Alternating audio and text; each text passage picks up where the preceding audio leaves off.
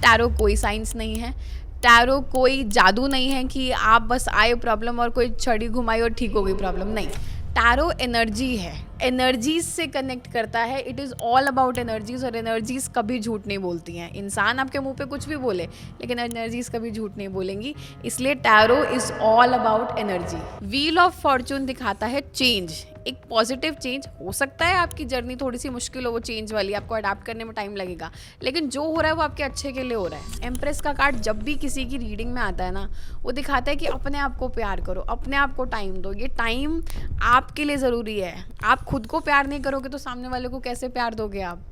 तो वो दिखाता है कि अपने आप को पैम्पर करो इस टाइम पे। का कार्ड अगर आप पॉजिटिव वे में लोगे ना, तो बताता है चेंज। पुरानी हैबिट्स को छोड़ो, पुरानी आदतों से बाहर निकलो, तभी आपकी लाइफ में ट्रांसफॉर्मेशन आएगी, तभी आपकी लाइफ में ग्रोथ आएगी। क्योंकि बहुत से लोग ना स्टक होते हैं कि नहीं, हम ऐसे चल रहे हैं, हमारा कंफर्ट जोन यही है।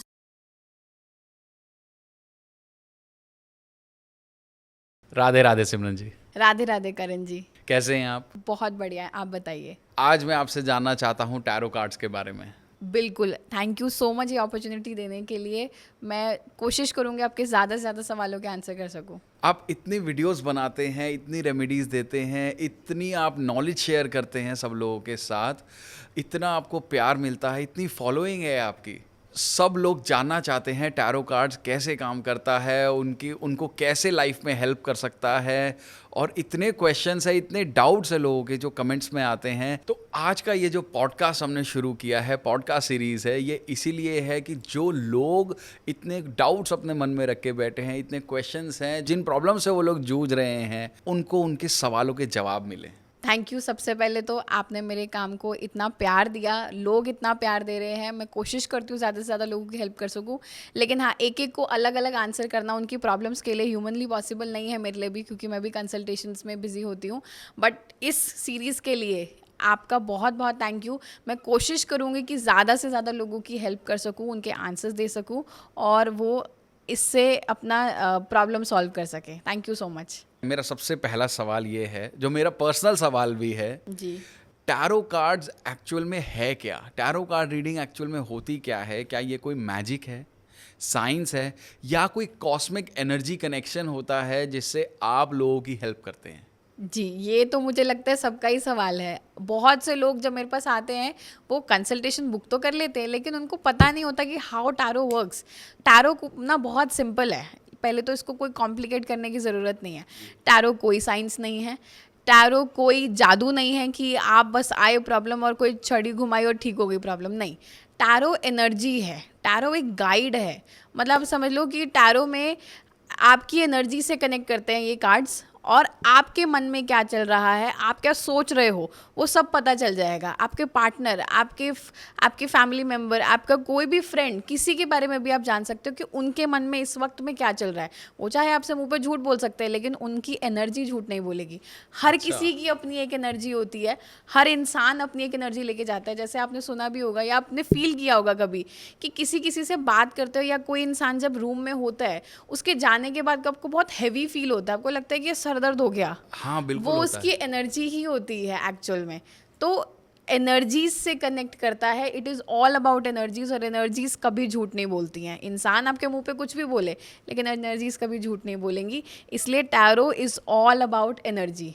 अच्छा, तभी कभी कभी मेरे को खुद को भी ऐसा लगता है कि मैं किसी से मिलता हूँ तो वो व्यक्ति बहुत अच्छा लगता है, और कभी कभी किसी से मिलता हूँ तो वो ऐसा लगता है कि यार ये बंदा ठीक नहीं है।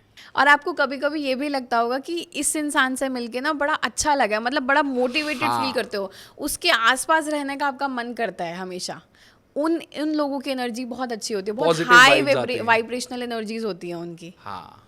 तो ये टैरो जो होता है कोई जादू नहीं है, टैरो एनर्जी है, टैरो गाइड है। आप इसको ये समझो कि ये गूगल मैप्स की तरह है। गूगल मैप्स क्या होते हैं? आपको वो रास्ता बताते हैं कि देखो यहाँ जाओगे तो यहाँ पहुँच जाओगे, इस तरफ जाओगे तो ट्रैफिक मिलेगा। ऑप्शन, वो ऑप्शंस देता है आपको, डिसीजन लेकिन आप ही को लेना होगा। वो डिसीजन नहीं ले सकता, गाइड की तरह अब काम समझ करता में है। आ रहा है इसके बारे में। जी, तो टैरो से डरने की ज़रूरत नहीं है आपको। लगता है अब हमारे व्यूअर्स को अब उनका आंसर मिला होगा। जो लोग डरते हैं उनको अब थोड़ी क्लैरिटी मिली होगी। मेरा अगला क्वेश्चन है आपसे, आपको कब ऐसा रियलाइज हुआ कि tarot is meant for you? इतनी इन डेप्थ नॉलेज, इतनी इन डेप्थ आपको इस चीज़ के बारे में ज्ञान कब मिला, कैसे मिला? टैरो ने मुझे चुना है। मैं तो बिल्कुल भी नहीं बोलूँगी कि मैंने टैरो को चुना। मैं प्रिविलेज्ड हूँ, या मैं बोलूँगी कि मैं ब्लेस्ड हूँ भगवान से कि टैरो को मेरी ज़िंदगी में भेजा और टैरो ने मुझे चुना कि मैं टैरो के थ्रू लोगों को गाइड कर सकती हूँ। और सच बताऊँ, मेरा ये मोटिव कभी था ही नहीं, मेरे को पता ही नहीं था टैरो कार्ड्स के बारे में। कैसे वो अपने आप मेरी ज़िंदगी में आए। मैं तो जॉब करती थी एक फाइनेंस में, वो जॉब मैं करते करते इतनी परेशान थी कि वो जॉब में प्रॉब्लम्स आने लग गई। मैं परेशान थी उस जॉब से भी कि नहीं जाए। मैंने बहुत कोशिश करी उसको रोकने की, लेकिन लिखा ये था ना कि मैं लोगों को गाइड करना है, इसलिए वो जॉब अपने आप चली गई। और मेरे को अपने आप से उस टाइम पे टैरो में मैं टैरो रीडिंग्स की वीडियो देखने लग गई। मेरी फैमिली में कोई टैरो करते हैं, मेरा उनमें इंटरेस्ट आना शुरू हो गया। आउट ऑफ नोवेयर मैंने बस एक बार ये सोच लिया कि यार ये ट्राई करते हैं, और वो मैंने सीखा। और मुझे ऐसे लगने लगा कि मेरे लिए भगवान ने रास्ता बना रखा है ये। मैंने एक बार किसी की रीडिंग करी थी और मैंने उसको एक चीज़ समझाई थी जो मुझे दिखा था उसके बाद कि आगे चल के आपको ये प्रॉब्लम आएगी, ये इंसान आपको ज़रूर धोखा देगा, बच के रहो।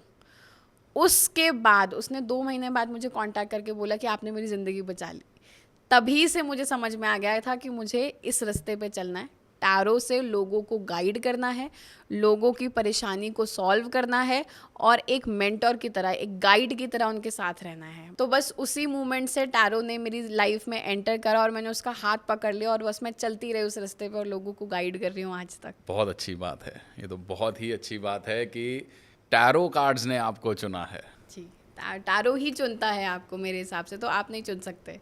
क्या टैरो कार्ड्स को सीखना, इनको समझना, इनके बारे में डेप्थ नॉलेज लेना कोई बहुत रॉकेट साइंस है, बहुत मुश्किल है?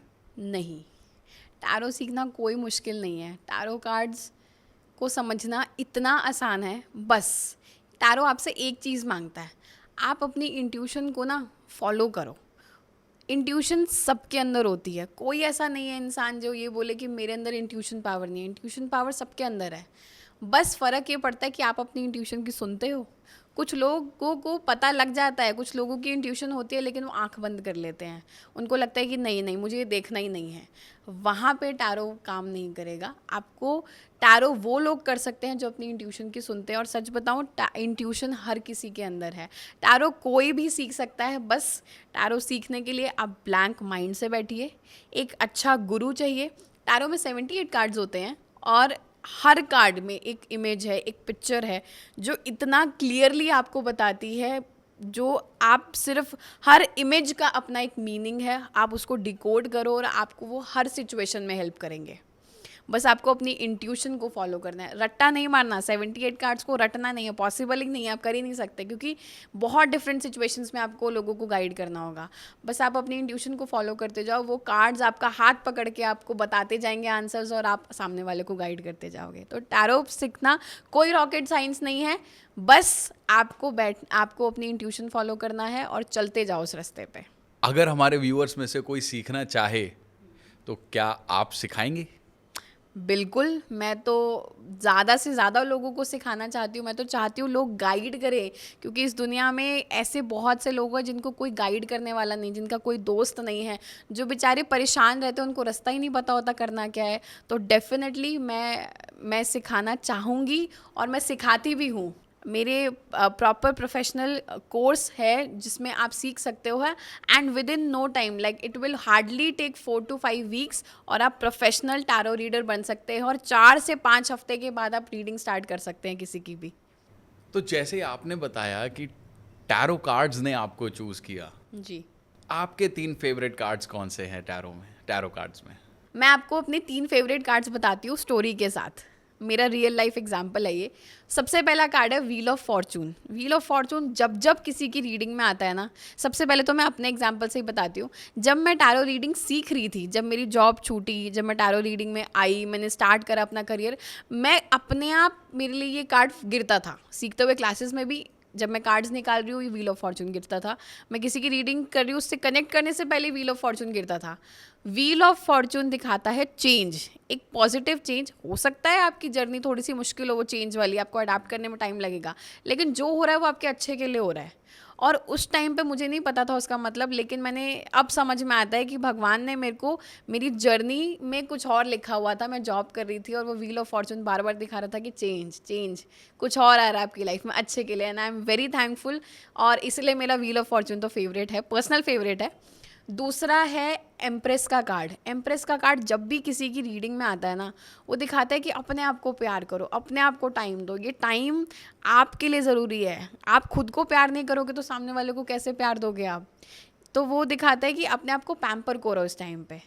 This is my second favourite card. और तीसरा है का कार्ड। जो लोग डरते हैं वैसे तो कि का कार्ड आ गया, क्यों आया? का कार्ड अगर आप पॉजिटिव वे में लोगे ना तो बताता है चेंज। पुरानी हैबिट्स को छोड़ो, पुरानी आदतों से बाहर निकलो, तभी आपकी लाइफ में ट्रांसफॉर्मेशन आएगी, तभी आपकी लाइफ में ग्रोथ आएगी। क्योंकि बहुत से लोग ना स्टक होते हैं कि नहीं हम ऐसे चल रहे हैं, हमारा कंफर्ट जोन यही है। कंफर्ट जोन से बाहर नहीं निकलोगे तो ग्रोथ कैसे होगी? सो जब आता है इट शोज़ कि पुराने पैटर्न्स को छोड़कर अब नई जर्नी स्टार्ट करो अपनी। तो ये मेरे 3 पर्सनल फेवरेट कार्ड्स हैं जो अब किसी की भी ज़िंदगी में जब भी किसी की रीडिंग में आते हैं तो बहुत अच्छे चेंजेस लेकर आते हैं। सिमरन जी, मैं आपसे ये जानना चाहता हूँ कि हमारे बहुत से ऑडियंस हैं, व्यूअर्स हैं जो अपने रिलेशनशिप और करियर को लेके कंफ्यूज हैं। क्या उनको रियल गाइडेंस मिल सकती है टैरो के थ्रू? क्या आपके पास ऐसा कोई एग्जाम्पल है, कोई स्टोरी है जिनकी एक्चुअल में इन फैक्टर्स में लाइफ चेंज हुई हो? ओके, बिल्कुल। सबसे पहले तो जो टैरो कार्ड्स होते हैं वो आपको रिलेशनशिप हो, करियर हो, हेल्थ हो, वो किसी भी एस्पेक्ट में बहुत अच्छे से गाइड कर सकते हैं। बट हाँ, मैं बिल्कुल मानूंगी कि आजकल जो लोगों की कन्फ्यूजन है वो रिलेशनशिप और करियर को लेकर ही ज़्यादा है। कि करियर में जॉब से सेटिस्फाइड नहीं है, जॉब कर रहे हैं तो बिज़नेस में जाना चाहते हैं, बिज़नेस है तो जॉब में जाना चाहते हैं, या जॉब में इतनी पॉलिटिक्स है स्टक फील कर रहे हैं। कभी कभी ऐसा लगता है कि करियर पाथ ही सही नहीं है आपके लिए। तो हाँ, बहुत टैरो आपको बहुत अच्छे से गाइड कर सकता है कि कौन सा करियर पाथ आपको एक्चुअल में ग्रोथ देगा, कौन से करियर में आपको पैसा मिलेगा, कौन सा सिर्फ एक पैशन के लिए आप फॉलो कर सकते हैं, कौन सा करियर लाइन आपके लिए सही रहेगी जिसमें आप खुश भी रहोगे, सिर्फ आप काम नहीं कर रहे हो। And when it comes to relationship, definitely relationship को लेकर तो मेरे को लगता है कि 90% लोगों पर रिलेशनशिप की गाइडेंस के लिए ही आते हैं, सच बताऊं। क्योंकि लोगों को बस इंट्यूशन होती है कि कुछ गड़बड़ चल रही है उनके रिलेशनशिप में, क्योंकि पार्टनर का बिहेवियर चेंज होता है अचानक से, या उनको लगता है कि यार ये पहले जैसा तो है ही नहीं, लेकिन गड़बड़ है क्या वो नहीं समझ में आता। तो लोगों को जब मेरे पास आते हैं क्वेश्चंस, तो उनका सीधा सा क्वेश्चन होता है कि वो बदल गए। अब क्या कैसे बदल गए? आपको मैं क्लाइंट की स्टोरी बताती हूँ। मेरे क्लाइंट ना किसी के साथ मतलब वो I can not reveal the name of course, क्योंकि मैं कॉन्फिडेंशियलिटी की वजह से, बट मैं आपको उनकी स्टोरी बताती हूँ कि वो उनकी शादी को हो गया था ऑलमोस्ट 7 to 8 ईयर्स हो गए थे। लव मैरिज थी उनकी, और रिलेशनशिप के टाइम पे सब एवरीथिंग वाज गुड, मतलब सब कुछ अच्छा चल रहा था। एंड सडनली जब वो लोग अब्रॉड शिफ्ट हो गए शादी के बाद, और उनको ऐसा लगा कि मतलब उन्होंने अपने पेरेंट्स वगैरह सबसे दूर होकर वो दोनों अकेले अब्रॉड शिफ्ट हो गए। एंड देन उसके कुछ टाइम बाद हस्बैंड को ऐसा लगने लगा कि नहीं, मेरी वाइफ जो है वो कहीं या तो किसी से बात कर रही है, वो इंट्यूशन थी उनकी, या कुछ गड़बड़ चल रही है, कुछ तो प्रॉब्लम चल रही है जो हमारे रिलेशनशिप में वो बात नहीं रही। अब हम दोनों आपस में वैसे बात नहीं करते जैसे हम पहले थे। Then he came to me for a guidance and he asked me कि चल क्या रहा है हमारे रिलेशनशिप में, आप बताओ मुझे क्या करना चाहिए, मुझे समझ में नहीं आ रहा है, मुझे रहना भी चाहिए इस रिश्ते में या नहीं। और वहाँ पे पता चलता है कि उनकी जो वाइफ है वो उनको चीट कर रही है। She was talking to someone else from last 3 to 4 years, छुपा रखा था। और अच्छा। उनको ये सुनकर बहुत शॉक लगा, ऑफ कोर्स, क्योंकि ऐसा उम्मीद नहीं थी उनको। बस उनको ये था कि या तो उसका इंटरेस्ट ख़त्म हो गया या कुछ और है, लेकिन ये एक्सपेक्टेड नहीं था। तो टैरो ने उनको ये बताया कि कोई तीसरा आ चुका है आपके रिलेशनशिप में, ये है प्रॉब्लम। यहाँ पे उन्होंने नोटिस करनी शुरू करी उसके बाद चीज़ें अपने रिलेशनशिप में, और अगले ही वीक उन्होंने मुझे बोला कि मुझे पता चल गया है कौन है। तब अच्छा। तक उनको ये भी नहीं पता था कि कोई तीसरा भी है, लेकिन उसके बाद उनको जब पता चला कि कोई है तो सारी डिटेल्स निकाली गई, उन्होंने बारीकी से नोटिस करा उनका बिहेवियर, उनको पता चला कि यस देयर इज़ समवन, और उन्होंने उसको कन्फ्रंट करा। उसके बाद उनका रिलेशनशिप खैर आगे कंटिन्यू नहीं हुआ फॉर सम रीज़न, क्योंकि उनकी वाइफ ने उनको छोड़ना सही समझा उसके बाद। तो आप समझ रहे हैं कि रिलेशनशिप को गाइडेंस कैसे मिलती है। फ्यूचर नहीं चेंज हो सकता ऑफ कोर्स आपके टैरो से, कोई जादू नहीं है कि उनकी वाइफ को ठीक कर दिया जाएगा, नहीं, लेकिन उनको ये बता दिया कि ये प्रॉब्लम है, और उनकी वाइफ तो पता नहीं कब तक छुपाती ही रहती इस चीज़ को। उन इस गाइडेंस से ही he is connected to me from last 4 years now, और वो हर छोटी छोटी चीज़ को लेकर मुझसे गाइडेंस लेते हैं। और आज उनकी सेकंड मैरिज हो चुकी है, ही इज़ वेल सेटल्ड, और उनका बहुत अच्छी फैमिली है, and is always thankful to me कि आपने उस टाइम पे मुझे उस गलत रिश्ते से या टॉक्सिक रिलेशनशिप से निकाल दिया, तो मैं आज खुश हूँ अपनी ज़िंदगी में। तो टैरो आपको बहुत अच्छी गाइडेंस दे सकता है। टैरो से डरना नहीं चाहिए, टैरो से भागना नहीं चाहिए। रियलिटी जो आ रही है आपके सामने वो कुछ अच्छे के लिए आ रही है, तो you need to accept it. Tarot आपको बताएगा, आपको सिर्फ टैरो ये नहीं बताएगा कि वो ये प्रॉब्लम है, टैरो आपको इस सिचुएशन में ये भी बताएगा कि सॉल्यूशन ये है, आपको ये करना चाहिए। तो सॉल्यूशन के साथ साथ क्या हमारे पास कोई रेमेडीज़ भी हैं जो हम अपने व्यूअर्स को दे सकते हैं जिससे उनका सिचुएशन कुछ इम्प्रूव हो सके, कुछ आने वाली जो समस्या है वो या हेल्थ है कोई, वो ठीक रह सके या कुछ हो सके, कुछ बेनिफिट हो सके, कुछ रेमेडीज़ भी होती हैं? बिल्कुल रेमेडीज़ होती हैं और रेमेडीज़ वर्क भी करती हैं, बस आपको फेथ होना चाहिए उन रेमेडीज़ के ऊपर। क्योंकि मैं अपने हर क्लाइंट को ये बोलती हूँ, सबसे पहले तो मैं बहुत जल्दी रेमेडीज़ नहीं देती हूँ कि मैं बांट रही हूँ रेमेडीज़, सिर्फ मैं रेमेडी वो देती हूँ जो एक्चुअल में वर्क भी करती हैं, और आपका विश्वास होना चाहिए उस रेमेडी पे। और मैं हर क्लाइंट को ये बोलती हूँ कि जब आप ये कर रहे हो तो पूर्ण विश्वास के साथ करो कि ये चीज़ ठीक होगी। और रेमेडीज़ भी मैं तब देती हूँ जब मुझे पता होता है कि सिचुएशन ठीक होगी। जहाँ पे मुझे ये कि इंसान ही गलत है, या जहाँ पे मुझे लगता है कि सिचुएशन ठीक हो ही नहीं सकती, आप गलत सिचुएशन में फंसे हुए हो, आंखें बंद करके बैठे हुए हो, रेड फ्लैग्स नहीं देख पा रहे हो, वहाँ पे कोई रेमेडी वर्क नहीं कर सकती है। वहाँ पे मैं रेमेडीज़ नहीं देती हूँ, वहाँ पे मैं सीधा बोलती हूँ कि नहीं होगा, आपको ही इसमें से निकलना होगा, ये सिचुएशन, ये पर्सन आपके लिए गलत है, या ये आप गलत रास्ते पे चल रहे हो, तो गलत रास्ते के लिए कोई रेमेडी नहीं है। अच्छा। सो मेरी रेमेडीज़ बड़ी टेलर्ड होती हैं सिचुएशंस के अकॉर्डिंग, आपकी जो सिचुएशन है उस पे वर्क करने वाली होगी, एंड बेसिक सिंपल रेमेडीज़ देती हूँ। कोई ऐसा जादू मंत्र नहीं होता है, ना मैं करती हूँ ऑफ कोर्स, तो रेमेडीज़ बहुत सिंपल होंगी करनी। और मेरे क्लाइंट्स ने मुझे आज तक हमेशा ये बताया, जिसको मैंने रेमेडीज़ दी हैं, कि उनको बहुत अमेजिंग रिजल्ट्स मिले हैं। हमारे पास एक क्वेश्चन आता है, कई बार आता है, लोग पूछते हैं कि क्या हर टैरो कार्ड का मीनिंग फिक्स है? 78 कार्ड्स का मीनिंग जो है क्या वो फिक्स है? नहीं, इसमें मैं ये बोलूँगी कि यहाँ पे टैरो 2+2 4 नहीं है कि यहाँ पे इसका मीनिंग ये फिक्स्ड हो जाएगा, क्योंकि आप बहुत अलग अलग सिचुएशंस में लोग आते हैं। किसी की ब्रेकअप हो रहा है, या किसी का डिवोर्स चल रहा है, किसी की मैरिज होनी है, कोई पार्टनर ढूंढ रहा है, उसका पार्टनर कैसा होगा, या फिर ये जॉब सही भी है या नहीं है, जॉब करे या बिजनेस करे। तो लोग बहुत सारी सिचुएशंस लेकर आते हैं, हेल्थ की प्रॉब्लम्स चल रही है उनके पेरेंट्स को या उनको खुद को। तो ऐसी सिचुएशंस में जब आती है तो एक कार्ड हर सिचुएशन में, मैं जब रीडिंग करूँगी तो कार्ड्स तो 70-80 हैं, लेकिन हर कार्ड हर सिचुएशन में कुछ ना कुछ आपको अलग बताएगा। हर कार्ड, हर पिक्चर आपको उस सिचुएशन में बताएगी कि इस सिचुएशन में ये क्या बोलना चाह रही है आपको। बस आपको वो कार्ड और वो पिक्चर्स को डिकोड करना आना चाहिए, और आपको अपनी इंट्यूशन की सुननी है, आपको आंसर्स मिलते जाएंगे। जब आप कंसल्टेशन लेने जाते हैं, या लोग मेरे पास कंसल्टेशन लेने आते हैं, तो वही 78 कार्ड्स रिलेशनशिप के लिए कुछ और बोलेंगे, डिवोर्स के टाइम पे कुछ और बोलेंगे, आपका पार्टनर कैसा होगा, लाइफ पार्टनर कैसा होगा, उसमें कुछ और बताएंगे, और आपको जब आप करियर के लिए अपना डिसीजन लेने वाले हैं तो उसमें कुछ और बताएंगे। तो इसमें हमें किसी इंसान की पर्सनालिटी के बारे में भी पता चल जाता है कि वो कैसा है लाइफ में? बिल्कुल पता लग सकता है। अगर जैसे मैं आपको एग्जांपल देती हूँ, एम्प्रेस का कार्ड आता है, तो एम्प्रेस का कार्ड बताता है कि इंसान बड़ा अपने सेल्फ लविंग होगा, मनमौजी होगा, उसको लग्जरी बहुत पसंद होगी। अगर एम्परर का कार्ड आता है, अगर एम्परर का कार्ड आता है तो वो बताते हैं कि इंसान बड़ा ईगोइस्टिक होगा, अपने प्रिंसिपल्स अपने रूल्स को लेकर बड़ा एडमेंट होगा, वो जल्दी से फ्लेक्सिबल नहीं हो सकता। तो डेफिनेटली कार्ड्स पर्सनालिटी बहुत अच्छे से बताते हैं।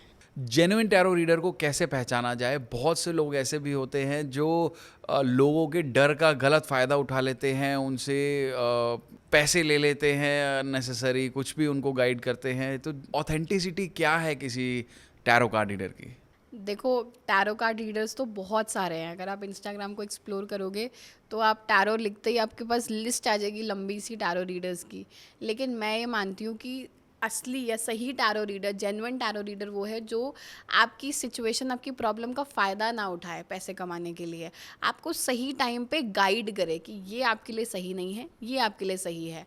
उसको अगर पता है कि आप गलत रास्ते पे चल रहे हो और आपके लिए ये पाथ ही गलत है, तो वो आपको समझाए कि देखो इस जगह पे आपको ये रास्ता ही छोड़ देना चाहिए, या फिर आपके लिए एक फ्रेंड की तरीके से, आपके गाइड की तरीके से हेल्प करे, ना कि आपको ये बोले कि ये पूजा करवा लो, इससे ये ठीक होगा। उसको पता है आगे चल के कुछ नहीं ठीक होने वाला, उसको पता है कि आप गलत रास्ते पे चल रहे हो, फिर भी वो बोल रहा है आपको कि नहीं आप मुझसे पूजा करवाओ, आप इतने पैसे दो और तब जाके आपकी सॉल्यूशन होगा, या तब जाके आपको प्रॉब्लम सही मिलेगी। मतलब उसको पता है आप प्रॉब्लम में आए हो, ऑफ कोर्स आप कुछ भी करोगे उसको ठीक करने के लिए। बिल्कुल। आप परेशानी में ही किसी टैरो रीडर के पास जाओगे, तो वो आपकी परेशानी का गलत फ़ायदा ना उठाए। सबसे पहली बात, वो जेन्युइन टैरो रीडर होगा और आपको उसके साथ एक कंफर्ट मिले, आपको उससे बात करने में डर ना लगे, आपको एक लगे कि आप एक दोस्त से बात कर रहे हो, आपको ओपनली आप कुछ भी बात कर सकते हो। और दूसरा, आपको कभी जज ना करे, वो ये ना बोले कि ये कैसी प्रॉब्लम है, ये भी कोई प्रॉब्लम होती है, आपको जज ना करे, क्योंकि जब इंसान आपको जज करेगा आप अगली बार उसके पास जा ही नहीं पाओगे। और तीसरा, आपकी इन्फॉर्मेशन किसी के पास शेयर ना करे।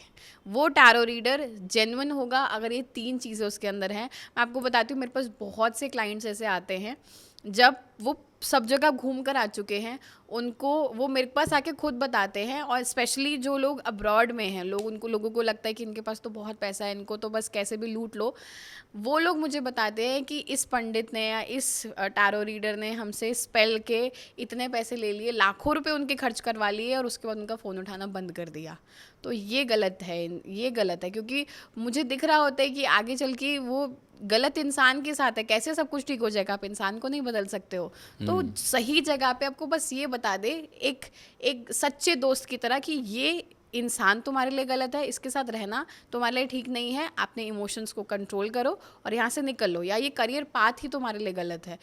ऐसे आप पहचान सकते हैं सही टैरो रीडर को, जो आपके लिए आपके दोस्त के तरीके से, आपके पेरेंट्स की तरह आपको गाइड करे, सही और गलत। इसमें चाहे अब आपके इमोशंस भी थोड़ा सा आपको लगेगा कि नहीं, आपको परेशानी होगी उसमें से निकलने में, वो चेंज के लिए जैसे। सो टैरो रीडर के साथ पास जाकर आपको खुद से एक उनकी एनर्जी फील होगी, आपको एक वाइब आएगी कि ये इंसान जेन्युइन है। ठीक है। और जैसा आपने अभी बताया, अगर कोई जेन्युइन टैरो रीडर है तो वो आपसे आपकी सिचुएशन को समझने की कोशिश करता है, आपको सही गाइड करने की कोशिश करता है। तो इस चीज़ में हमें सबसे पहले क्या चीज़ों की रिक्वायरमेंट होती है किसी टैरो कार्ड रीडर को, कि वो सही चीज़ आपको गाइड करे?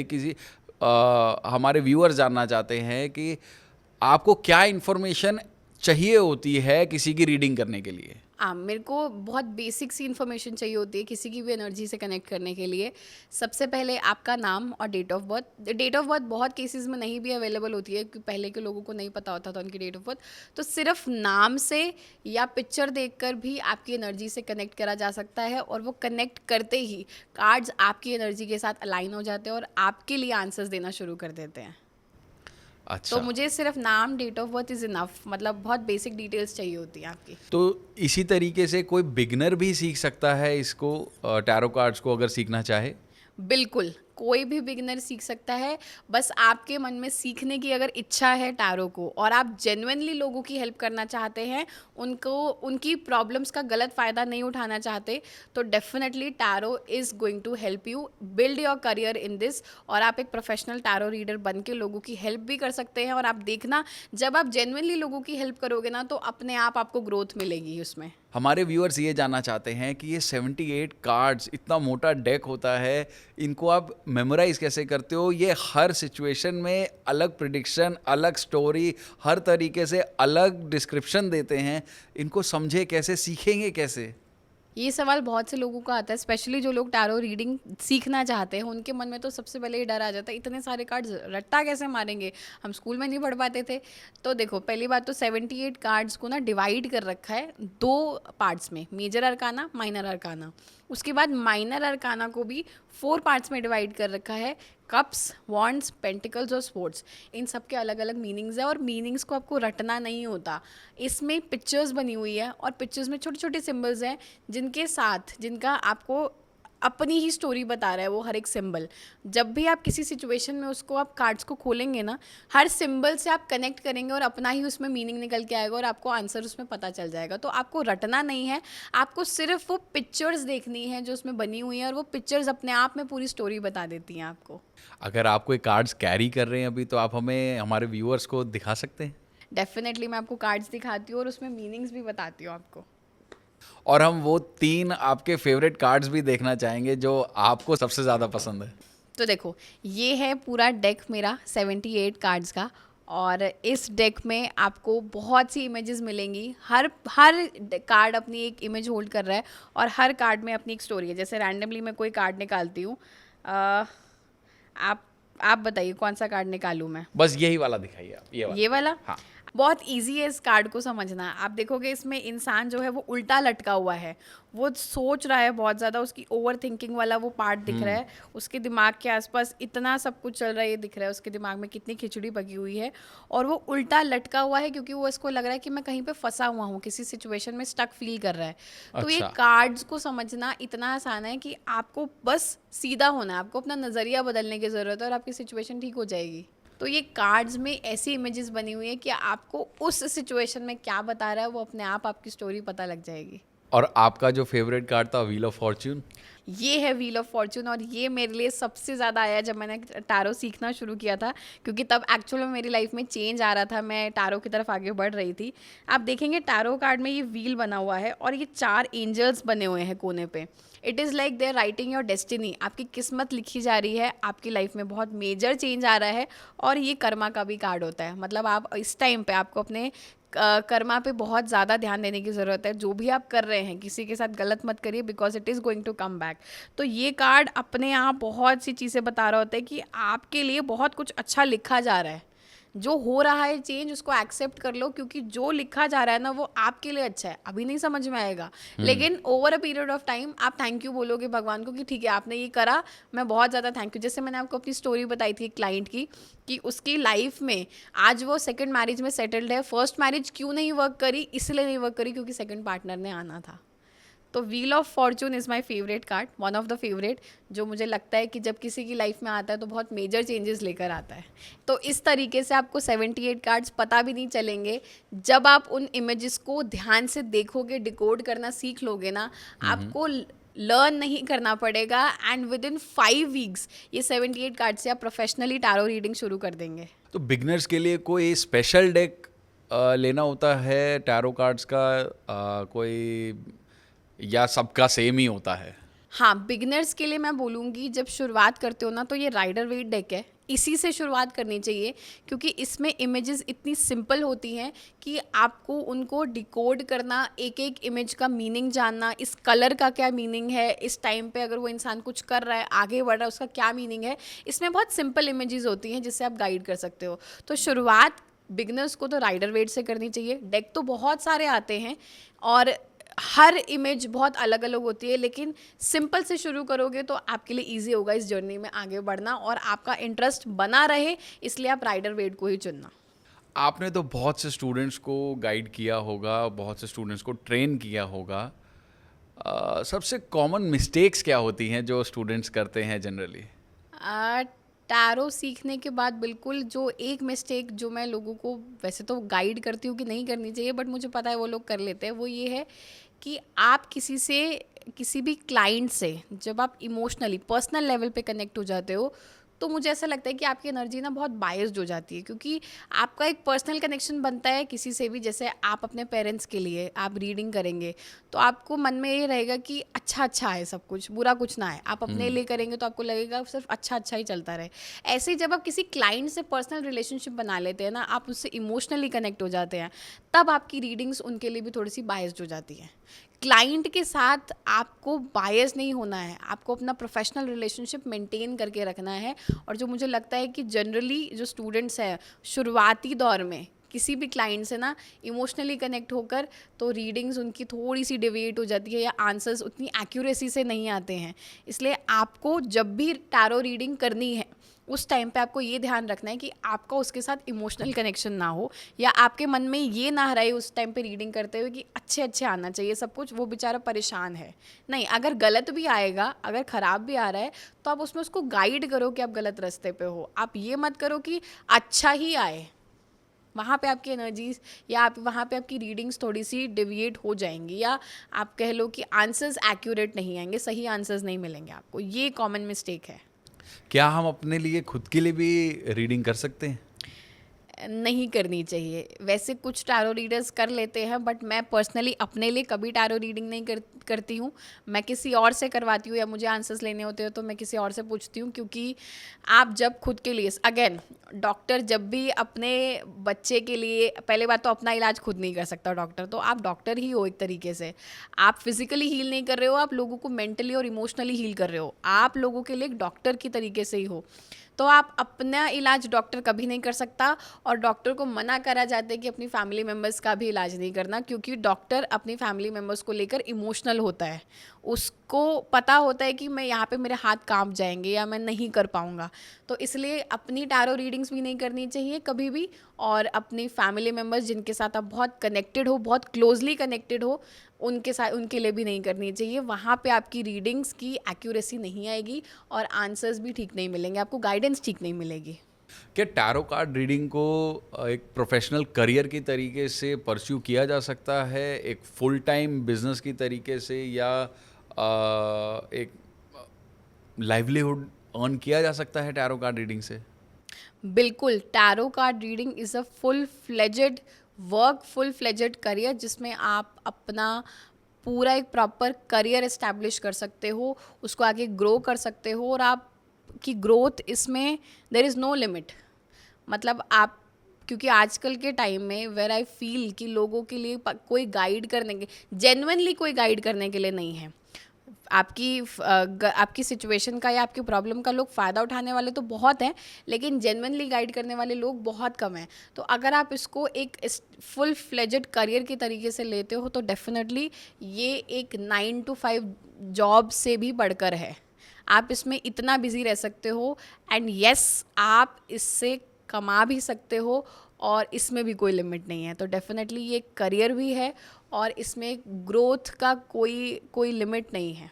क्या टैरो सीखने की कोई एज लिमिट है? टैरो सीखने की कोई एज लिमिट वैसे तो नहीं होती है, लेकिन मुझे ऐसा लगता है कि टैरो सीखना चाहिए 18 ईयर्स के बाद, when you are mature enough to help people. उससे पहले तो आपकी लाइफ में, या आप इमोशनली इतने इमेच्योर होते हो कि आप लोगों की सिचुएशंस को हैंडल नहीं कर पाओगे, या फिर सामने अगर कोई आ रहा है तो आप शायद उसके साथ बायस्ड हो जाओगे, या बहुत ज़्यादा इमोशनली उसके साथ, उसकी प्रॉब्लम में इतना ज़्यादा इन्वॉल्व हो जाओगे कि आप रीडिंग को ठीक से कर ही नहीं पाओगे।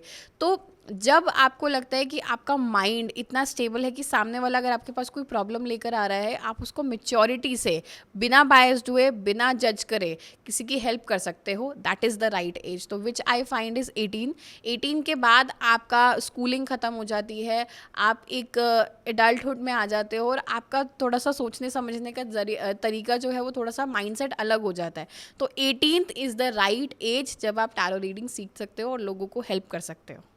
इसके लिए कोई मेडिटेशन करनी होती है, सीखने के लिए कोई इंट्यूशन डेवलप करने के लिए कोई योगा करना होता है, कोई और ऐसी हमें एक कोई प्रैक्टिस करनी पड़ती है? देखो, वैसे तो it is not written in the books कि आपको कुछ करना चाहिए, क्योंकि एज आई सेड इंट्यूशन सबके अंदर है, बस आपको उसको सुनने की ज़रूरत होती है। लेकिन फिर भी to enhance your psychic power, कि आपको आंसर्स मिले, आपको इंट्यूशन पावर और स्ट्रांग हो जाए, या आपका कंसंट्रेशन पावर, क्योंकि इट्स ऑल अबाउट कंसंट्रेशन, आपको कार्ड्स को एनालाइज करना आना चाहिए। उसके लिए जो सबसे अच्छी चीज़ है इस दुनिया में जो बनी है, मुझे लगता है दैट इज़ मंत्र जाप। अगर आप मंत्र जाप करते हो तो वो आपकी, मंत्र जाप सिर्फ इसलिए नहीं होता है कि आप भगवान को खुश कर रहे हो। मंत्र जाप एक्चुअल में आपकी साइकिक सेंस को इन्हांस करता है और आपकी कंसंट्रेशन पावर को बहुत ज़्यादा बढ़ा देता है। ज़रूरी नहीं है कि आपका फर्स्ट टाइम में ही आपका ध्यान पूरा लग जाएगा, आपका ध्यान बिल्कुल भटकेगा इधर उधर, लेकिन आप फर्स्ट डे 5 मिनट से शुरू कर दो मंत्र जाप। कोई भी मंत्र जाप आप शुरू करो और आपको देखना, जो भी टैरो रीडर्स हैं जो बिगनिंग लेवल पे है या जो सीखना चाहते हैं, उनको बहुत हेल्प मिलेगी और उनको अपने करियर में बहुत अच्छी ग्रोथ देखने को मिलेगी ये करने से। मंत्रों की अगर बात करें तो क्या टैरो और एस्ट्रोलॉजी का भी कोई कनेक्शन है आपस में? मेरा मानना ये है कि टैरो और एस्ट्रोलॉजी हैंड इन हैंड चलते हैं। ना टैरो एस्ट्रोलॉजी के बिना चल सकता है, ना एस्ट्रोलॉजी टैरो के बिना चल सकती है। दोनों को साथ में लेके चलना चाहिए, क्योंकि कुछ चीज़ें सिर्फ एस्ट्रोलॉजी बता सकती है और कुछ चीज़ें सिर्फ टैरो बता सकता है। जैसे कि एस्ट्रोलॉजी में इट्स ऑल अबाउट फैक्ट्स, 2+2 4 ही है। ये ग्रह यहाँ बैठा है आपके लग्न चार्ट में तो वो इम्पैक्ट वही देगा। लेकिन एस्ट्रोलॉजी ये नहीं बता सकती कि इसके मन में क्या चल रहा है, ये मेरे लिए क्या सोचता है, इसकी इच्छा क्या है। ये सारी चीज़ें आपको टैरो बता सकता है, उसकी फीलिंग्स, उसकी इंटेंशंस, उसके मन की इच्छा, उसके मन के थॉट्स, आपके मन के थॉट्स, आपकी एनर्जीज, ये सब टैरो बता सकता है। लेकिन at the same time astrology आपको ये बता सकता है कि इस टाइम पे आपका ये टाइम ही ख़राब चल रहा है, इसलिए आपको ये प्रॉब्लम्स आ रही हैं, उसका रीज़न बता सकता है। आज का पॉडकास्ट बहुत अच्छा रहा सिमरन जी। आई होप जो हमारी यूट्यूब फैमिली है, हमारी ऑडियंस है, हमारे व्यूअर्स हैं, उनको एक बेसिक नॉलेज मिली होगी, एक उनके क्वेश्चंस आंसर हुए होंगे, उनके जो डाउट्स है वो क्लियर हुए होंगे।